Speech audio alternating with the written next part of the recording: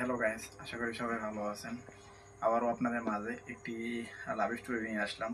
আজকের লাভ স্টোরিটা হলো নার্সারিতে গোলাপ ফুলের গাছ কিনতে গিয়ে নার্সারির মালিকের মেয়ের সাথে প্রেম। তো আপনারা তো বুঝতে পারছেন আজকে লাভ স্টোরিটা কি পরিমাণ সুন্দরতা চলতেছে। তো হঠাৎ করে আমার কাছে কেন জানি মনে হইতেছে যে আমি একটি গোলাপ ফুলের বাগান করব, কারণ আমার কাছে অনেক ধরনের ফুলের বাগানই রয়েছে।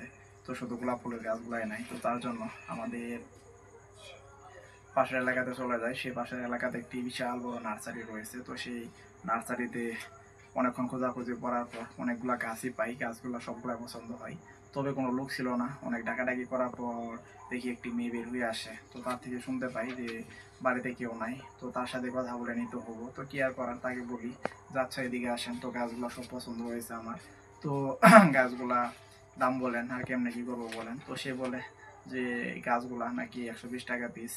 তো তার থেকে প্রায় 12-13টা গাছ নিলাম। গাছ নেওয়ার পর তাকে বললাম যে আপনার ফোন নম্বরটা দেন। তখন সে বলে যে আমার ফোন নাম্বার কেন দিব। তখন আমি বললাম যে গাছগুলো নিব, কেমনে কি করবো এগুলো তো বুঝতে পারবো না, তো আপনার ফোন নাম্বারটা দেন।